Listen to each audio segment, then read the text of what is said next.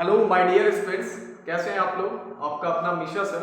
जैसा कि आपको पता है कि मेरे यूट्यूब चैनल्स में केमिस्ट्री चैप्टर्स क्लास 11th का केमिस्ट्री का फर्स्ट चैप्टर जो कि some basic concept of chemistry का, उसमें हमने बहुत सारा टॉपिक्स को डिस्कस किया था।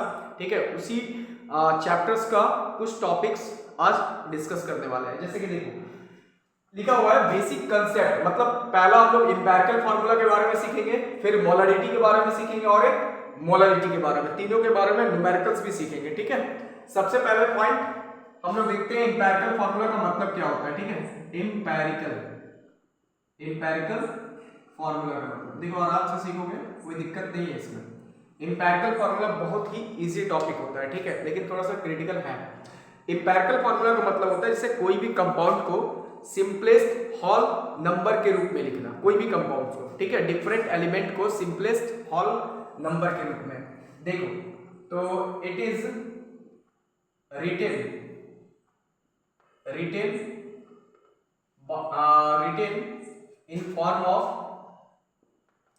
in form of simplest whole ratio of different atoms या different element बोल देना इन ए कंपाउंड एक डिफाइन कर देंगे। ठीक है, कि किसी भी कंपाउंड का जो डिफरेंट एलिमेंट है उसको सिंपल होल रेशियो के रूप में लिखना। जैसे मान लेते हैं C6H12O6 ग्लूकोज है, ठीक है, तो इसको सिंपल रेशियो में कैसे लिखेंगे, 6 कॉमन ले लो तो CH2O, मतलब 6 से डिवाइड कर दिए सबको, तो मेरा आंसर कितना आया, इंपैरिकल फार्मूला क्या निकला, CH2O। ठीक है, मतलब इस टाइप से हम लोग सीखेंगे। ठीक है, तो सबसे पहले नोट करो और इस पर हम लोग न्यूमेरिकल्स देखते हैं कि किस टाइप का न्यूमेरिकल्स आता है। ठीक है,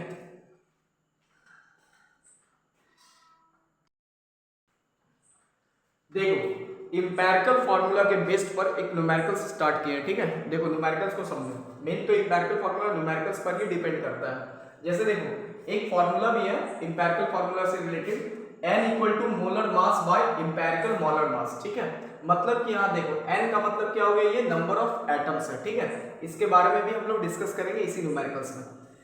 देखो सबसे पहले तो न्यूमेरिकल्स कहता क्या है, एक कंपाउंड है जिसमें 4.07% हाइड्रोजन है, 24.27% कार्बन है, ठीक है, 71.65% क्लोरीन। बात समझो, मतलब कौन कौन सा एलिमेंट मिला हुआ, हाइड्रोजन, कार्बन और क्लोरीन से मिलकर के एक कंपाउंड बना है जिसका मोलर मास 98.96 है।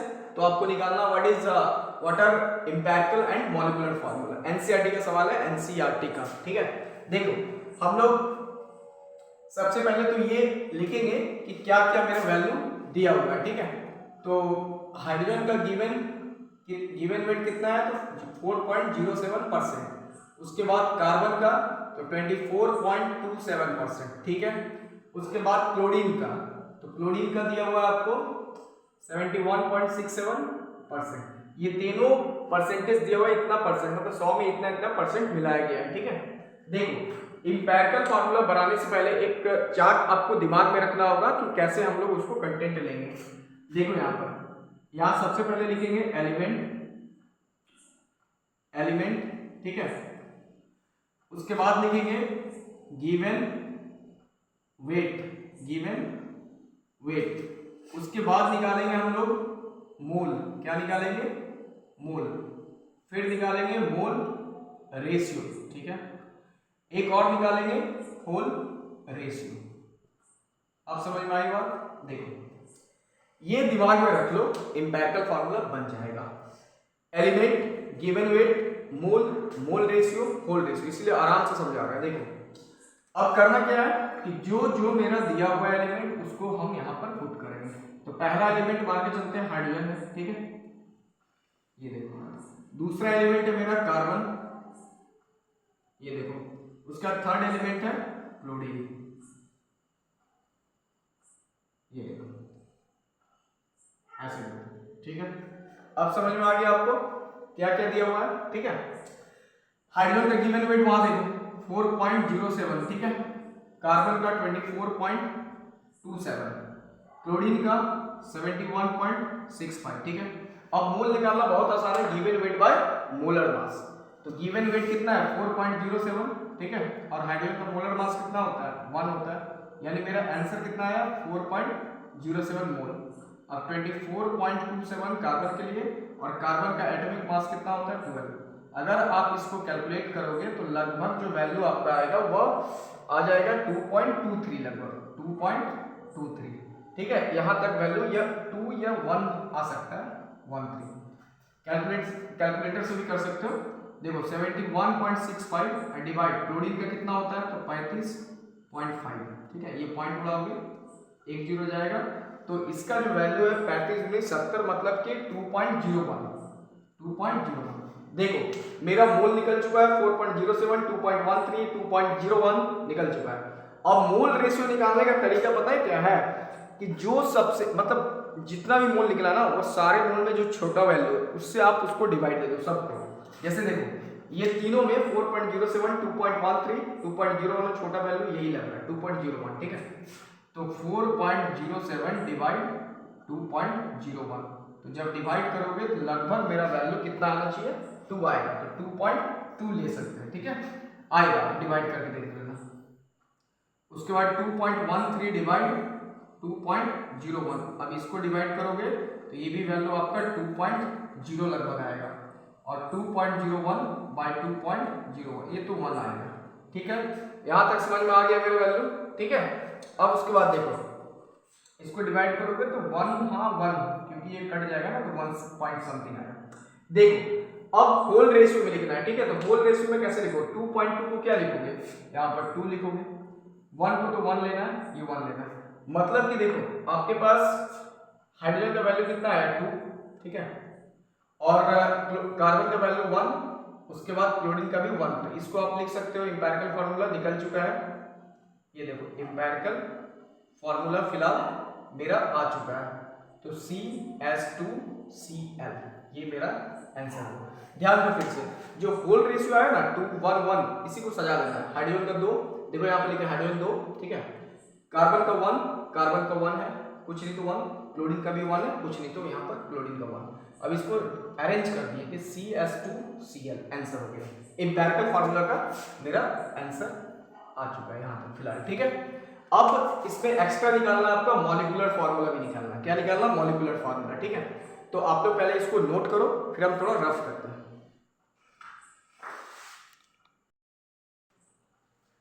देखो इंपेरिकल फार्मूला CH2Cl आ चुका, अब मॉलिक्यूलर फार्मूला निकालना है, ठीक है। तो उसके लिए आप देखो यहाँ पर मोलर मास दिया हुआ है, मोलर मास का वैल्यू है 98.96, ठीक है। अब इंपेरिकल मोलर मास आपको निकालना पड़ेगा, इंपेरिकल मोलर मास CH2Cl, कार्बन का 12 प्लस हाइड्रोजन का 1 × 2 प्लस 35.5, तो मेरे हिसाब से 12, 13, 14 प्लस 35.5 मतलब आ गया 5, 4, 9, 3, 8, 4, ठीक है, ये 5 0 लगभग ले लेते हैं, ठीक है। अब n का वैल्यू निकालो, तो n का वैल्यू देखो ऊपर में मोलर मास, तो मोलर मास मेरे को कितना दिया हुआ है 98.96, ठीक है, डिवाइड इंपेरिकल मोलर मास, तो भाई जब इसको तुम डिवाइड करोगे ना तो लगभग 2.99 आएगा, 2.99, ठीक है। तो जब आपका 2.99 आया तो उसको हम लोग वैल्यू देखो इसको डिवाइड करोगे तो 49, 9 × 4 × 8 1 9 है ना, तो लगभग मेरा वैल्यू आएगा 1.99, 1.99, तो 1.99 को वैल्यू हम लोग ले लेंगे 2, क्या लेंगे 2, क्योंकि पॉइंट के बाद 9 है, पॉइंट के बाद अगर 5 से ज्यादा होते हैं तो एक वैल्यू ऐड हो सकता है। अब आपको निकालना क्या है, देखो मॉलिक्यूलर फार्मूला, तो मॉलिक्यूलर यहाँ लिखते हैं मॉलिक्यूलर फार्मूला, इसके लिए करना क्या है, देखो यहाँ इंपेरिकल मोलर मास को इनटू कर देना n से, n गुना इंपेरिकल मोलर मास, तो n का वैल्यू 2, इंपेरिकल मोलर मास CH2Cl, तो इसका मतलब C2 2 दूनी 4 Cl2, ये मेरा एक्यूरेट आंसर आ गया। समझ में आया बात, इंपेरिकल फार्मूला समझ में आ गया होगा। एक और 1-2 सवाल चलेंगे। देखो क्वेश्चन नंबर 2 इंपेरिकल फार्मूला का ही क्वेश्चन है कि determine the empirical formula of an oxide of iron, थोड़ा चेंज है, oxide of iron which has इतना परसेंट आयरन, इतना परसेंट डाइऑक्सीजन बाय मास। देखिए सबसे पहले तो क्या क्या मेरे को दिया हुआ है, ठीक है, तो आयरन का वैल्यू दिया है 69.9%, उसके बाद डाई ऑक्सीजन मतलब ऑक्सीजन ही लेंगे, बाद में 2 से मल्टीप्लाई कर सकते हैं, तो 30.1%, ठीक है। अब फ्लो चार्ट, तो एलिमेंट,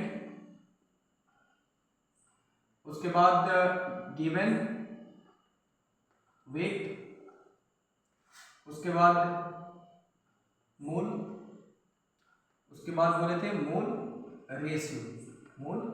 रेशियो, ठीक है। अब देखो और लास्ट में होल रेशियो लेंगे, ठीक है। ये देखो तो कौन कौन सा एलिमेंट है, तो पहला मेरा आयरन है, ठीक है, ये देखो आयरन, उसके बाद है ऑक्सीजन, ठीक है। अब गिवन वेट कितना दिया है, तो 69.9%, उसके बाद कितना दिया है 30.1%, ठीक है। अब देखो मोल निकालना है, तो मोल निकालने के लिए क्या करेंगे हम लोग, मोल फिर से निकालने के लिए क्या करेंगे, given weight by molar mass, ठीक है।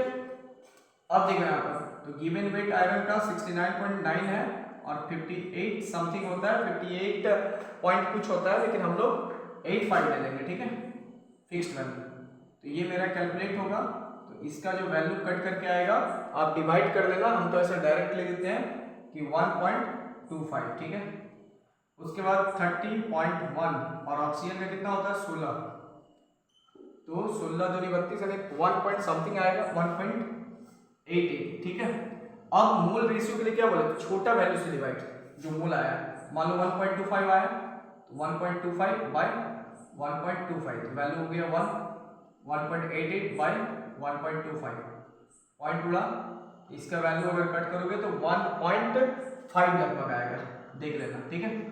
अब होल रेशियो कैसे निकालेंगे, यहाँ पर दिया हुआ था डाई ऑक्साइड है ना, यानी ऑक्साइड ऑफ आयरन का, तो डाई ऑक्साइड मतलब 2 एटम्स, ठीक है, तो 1 into 2 करेंगे, 2 आ गया, और यहाँ पर 1.5 into 2 दोनों से मल्टीप्लाई, तो 15 दूनी 30 यानी 3।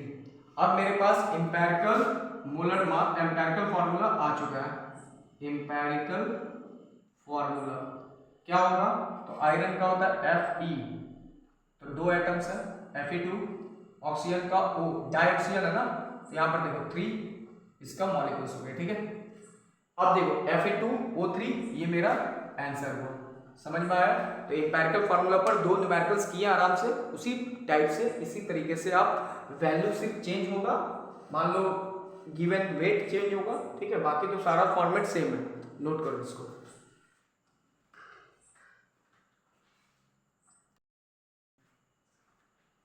देखो अब हम लोग आते हैं मोलरिटी के बारे में। सबसे पहला पॉइंट मोलरिटी होता क्या है, ठीक है। मोलरिटी का मतलब है, देखो डेफिनेशन लिखे हैं, it is defined as the number of moles of solute dissolve in 1 litre of the solution. Simple बात है कि मोलरिटी का मतलब होता है कि 1 लीटर सॉल्यूशन में 1 लीटर सॉल्यूशंस लेना है, उसमें जितना number of moles of solute को डिसॉल्व किया जाएगा वही उसका मोलरिटी कहलाएगा। समझ में आई बात। मोलरिटी का मतलब कि number of moles of solute dissolve in 1 litre of the solution. Clear difference. अब देखो तो molarity equal two moles of solute, ठीक है, डिवाइड वॉल्यूम ऑफ सॉल्यूशन, वो भी लीटर में होना चाहिए। किस में होना चाहिए, लीटर में, ठीक है। अब देखो अब हम लोग इसका यूनिट भी ले सकते हैं मोलरिटी का, तो मोल का यूनिट मोल, लीटर का तो वॉल्यूम का तो लीटर ही होगा, तो सीधा आप बोल सकते हो कि मोल पर यूनिट लीटर या मोल लीटर इनवर्स 1 या मोल पर लीटर। समझ में आ गई बात, ठीक है। अब इसी के बेस पर हम लोग न्यूमेरिकल्स भी चलते हैं, नोट करो पहले। देखो अब आते हैं हम लोग मोलरिटी पर न्यूमेरिकल्स। जैसे देखो calculate the molarity of NaOH sodium hydroxide in the solution prepared by dissolving its 4 gram in water to form 250 ml of solution. मतलब इसका हिंदी क्या हुआ कि 4 gram water, 4 gram in water मतलब वाटर में डिसॉल्व किया गया, तो 4 ग्राम क्या दिया हुआ है, सोडियम हाइड्रोक्साइड। ठीक है, तो मतलब सीधा हम लोग सॉल्व करेंगे कि मेरे को गिवन वेट कितना दिया है, 4 ग्राम, किसका, तो सोडियम हाइड्रोक्साइड का। ठीक है, अब देखो मोलर मास निकाल लो सोडियम हाइड्रोक्साइड का। मोलर मास सोडियम का कितना होता है 23, ऑक्सीजन का 16 प्लस 1, इसका मतलब 6 3 9 1 10, 2 1 3 1 4, 40 ग्राम मोलर मास। अब हम लोग आते हैं मोल, तो मोल निकाल लो given weight by molar mass, given weight by molar mass. तो गिवन वेट कितना हो गया 4 gram by molar mass 40, 1/10, suppose 1/10 रहने देते हैं। अब वॉल्यूम दिया हुआ है, तो वॉल्यूम ऑफ सॉल्यूशन कितना दिया है 250 मिलीलीटर। तो हमने बोला था कि लीटर में आपको चेंज करना पड़ेगा, तो क्या करोगे 250 डिवाइड 1000, 25 चौके 100, 1/4, 1/4। अब आपको निकालना था मोलरिटी, तो मोलरिटी का formula mole by volume, mole per unit volume, वो भी किसमें, लीटर में। तो मोल आपका कितना निकला है सॉलिड का 1/10 डिवाइड 1/4, दैट मीन्स 1/10 फॉर ऊपर गया तो 0 पॉइंट कितना होगा 4, है ना, 0.4 मोल पर लीटर। ठीक है, समझ में आया बात, ये हुआ आपका न्यूमेरिकल्स। एक दो और न्यूमेरिकल्स चलते हैं, पहले नोट करो।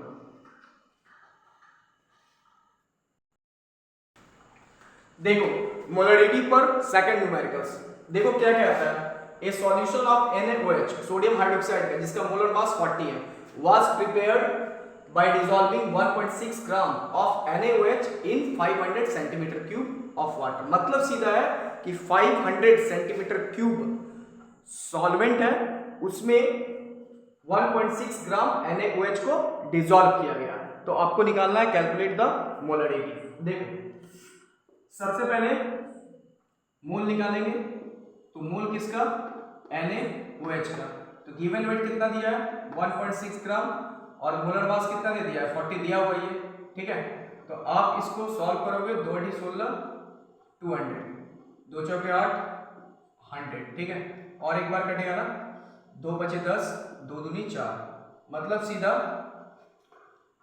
2 बचे 10, ठीक है, 2 दूनी 4 मतलब 25, दैट मीन्स 1/25 मोल। ठीक है, अब उसके बाद देखो 1 सेंटीमीटर क्यूब इक्वल टू होता है 1 मिलीलीटर, 1 मिलीलीटर। याद रखना कि अगर 1 centimetre cube equal to 1 millilitre, इसका मतलब है कि मेरे पास जो वॉल्यूम है वो ml में है ना। तो वॉल्यूम ऑफ सॉल्यूशन वो कितना है 500 मिलीलीटर। ठीक है, अब निकालना है मोलरिटी, तो moles of solid by volume of solution. तो मोल्स ऑफ सॉलिड कितना है 1/25। ठीक है, और वॉल्यूम ऑफ सॉल्यूशन कितना दिया 500, कितना दिया आपका, तो 500। ठीक है, तो हम लोग जो 500 को चेंज करना होगा ना, किसमें चेंज करना होगा, लीटर में। किसमें करेंगे, लीटर में। तो सीधा हम लोग करेंगे कि 500 डिवाइड 1000 हो गया, 00 गया, 5 दूनी 10, मतलब 1/25 इंटू 2, तो कितना आ जाएगा 0.08। ये मेरा आंसर आ गया किसका, मोलरिटी का। समझ में आया। अब हम लोग अगले न्यूमेरिकल्स की ओर, पहले नोट करो। देखो अब हम लोग आते हैं मोलरिटी। तो what is the molarity, molarity का मतलब होता है number of moles of solute dissolve in 1 kg of solvent. मतलब 1 kg सॉल्वेंट में जितना number of moles of solute dissolve किया जाता है दैट इज मोलरिटी। ठीक है, तो मोलरिटी और मोलरिटी दोनों में डिफरेंस है। मोलरिटी में हमने बताया था कि वॉल्यूम ऑफ सॉल्यूशन लेना है, और मोलरिटी में मास ऑफ सॉल्वेंट लेना है, वो भी केजी में। देखो तो मोलरिटी का फॉर्मूला हो गया moles of solute by mass of solvent. आप इसका यूनिट भी ले सकते हो,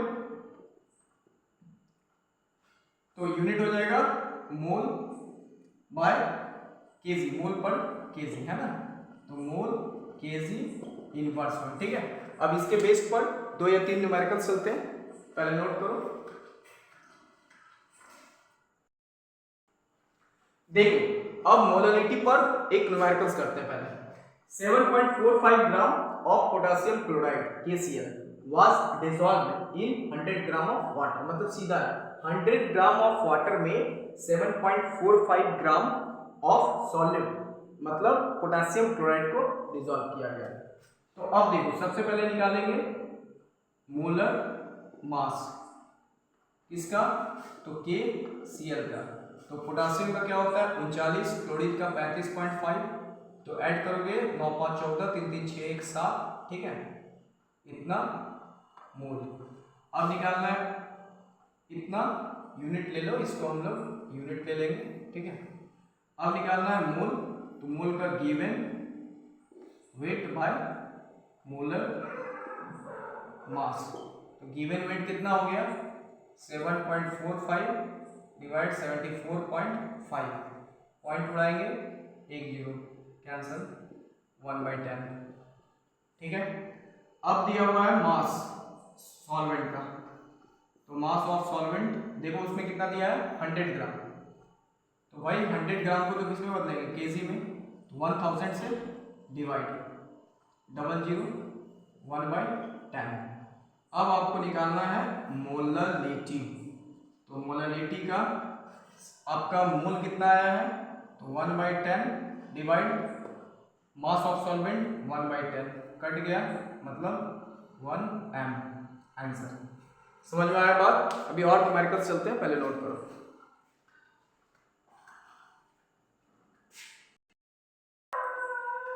देखो अब क्या दिया हुआ है न्यूमेरिकल्स, तो 11.11 gram of urea was dissolved in 100 gram of water, मतलब इतना ग्राम यूरिया दिया है उसको डिसॉल्व किया गया 100 ग्राम ऑफ वाटर में। Calculate the molarity.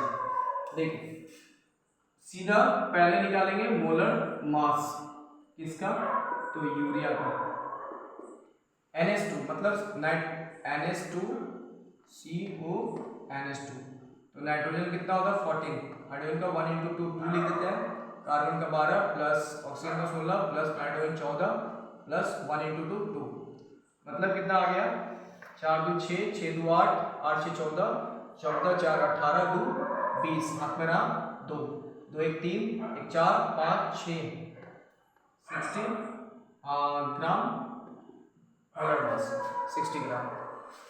अब देखो अब निकालना मोल, तो मोल का मतलब गिवन वेट बाय मोलर मास,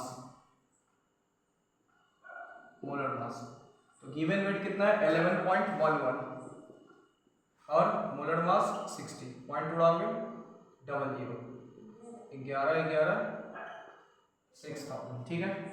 अब निकालना है मोलरिटी, तो मोलरिटी का मोल बाय मास ऑफ सॉल्वेंट वो भी केजी में, तो मोल आपका कितना निकला है 1 1 1 4 को 1 6000 डिवाइड मास ऑफ सॉल्वेंट, तो मास ऑफ सॉल्वेंट आपका कितना है 100 ग्राम, तो 100 ग्राम को बदल देंगे 1000 से भाग में, 1 2 कटा, तो 1 1 1 बाय 6000 इंटू 10 चला गया ऊपर, है ना, तो ये भी 0 गया।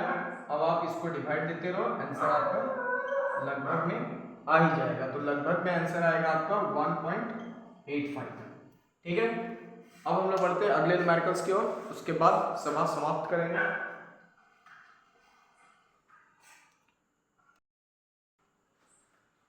देखो अगला न्यूमेरिकल्स क्या है कि 200 gram of sodium sulphate was dissolved in 100 gram of water. देखो सीधा इसको सॉल्व करेंगे, सबसे पहले मोलर मास निकालेंगे सोडियम सल्फेट का, तो सोडियम सल्फेट का फॉर्मूला क्या होता है Na2SO4, तो मोलर मास सोडियम का 23 × 2 सल्फर का 32 प्लस ऑक्सीजन का 16 × 4, 23 दूनी 46 32 प्लस 64, मतलब 6 2 8 8 4 12 पर 1 4 3 7 6 13 1 14, इतना ग्राम, ठीक है। ऐसा ही किए 6 2 8 4 12 1 4 1 5 3 8 6 14, ठीक है। अब देखो, अब आपका मोलैलिटी निकालना है तो मोल्स निकालना होगा पहले। तो मोल इक्वल टू कितना गिवन वेट है 200 अब बाय मोलर मास 142, ठीक है। अब निकालना मोलैलिटी। तो मोलैलिटी निकालना तो बहुत आसान है, 2-3 न्यूमेरिकल तो सीख ही गए। अब देखो, तो मोल मेरे को दिया है 200 बाय 142 डिवाइड मास कितना दिया 100 ग्राम। तो ग्राम को तो रहने नहीं देना है, 1000 से डिवाइड करना है। ये कैंसिल कट पुट, तो मेरे पास आ गया 200 बाय 142, 10 चला गया ऊपर, ठीक है। तो अब देखो आपका जो आंसर आएगा वो 2000 बाय 142। अगर कटाना कटा दो, 2 से 14, 2 एकम 2, फिर 10, ठीक है। तो अब आप डिवाइड कर दो 1000 बाय 71, आ जाएगा आंसर, ठीक है। तो मतलब मेरे हिसाब से आज का जो क्लास हुआ, ठीक है, वह some basic concept of chemistry का पूरा टोटल क्लास हो गया, ठीक है। मेरा 2-3 वीडियो दिया गया है, आप उसको देखें और पूरा चैप्टर को full explain with numericals chemistry का। अब हम लोग नेक्स्ट क्लास में हम लोग चैप्टर 2 एटॉमिक स्ट्रक्चर्स के बारे में डिस्कस करेंगे, quantum numbers and electronic configuration के बारे में, ठीक है। तब तक के लिए इजाजत दें, थैंक यू, नमस्कार।